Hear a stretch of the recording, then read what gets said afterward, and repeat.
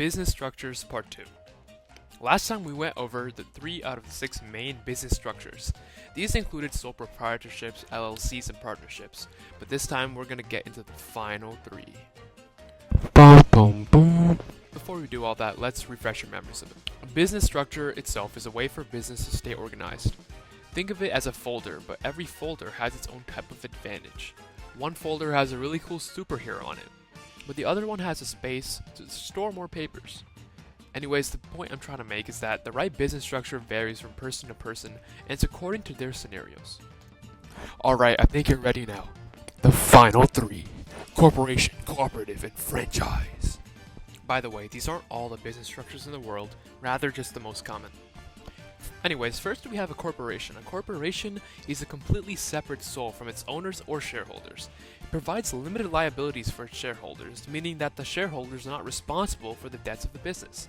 Corporations can be broken up into C Corps and S Corps. The only difference between these two is usually taxation and ownership. In a C Corps, profits are subject to corporate income tax, while S Corps have their profits and losses reported on a shareholder's personal income tax returns. When it comes to ownership, C Corps are allowed to have an unlimited number of shareholders, meanwhile S Corps can have no more than 100 shareholders. Furthermore, S Corp shareholders must be US citizens or resident aliens, so there's advantages and disadvantages for each corporation type. Next we move on to cooperative. A cooperative is a business that's owned and controlled solely by its members. It's kind of like a credit union.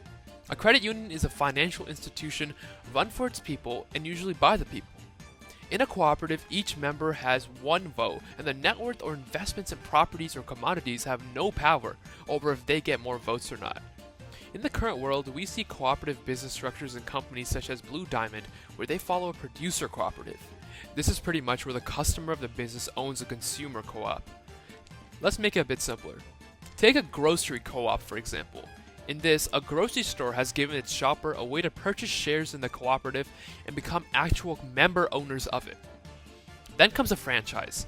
If you haven't watched The Founder on Netflix yet, let me know why it is. I'm still watching it. But it's about a man who franchises McDonald's after he discovers that McDonald's makes a majority of their money from real estate rather than food. Anyways, I don't want to get off into a tangent. A franchise is quite simply just a business model where the franchisor, according to Google, an individual or company that sells or grants a franchise for the sale of goods or operation of a service, licenses the trademark and the business model of that business in exchange for a fee. Well, after you watched our previous video, you should now be pretty well informed about the 6 main different types of business structures. Comment down below and let us know what you want to see next. Until next time, I hope you learned something today. Bye.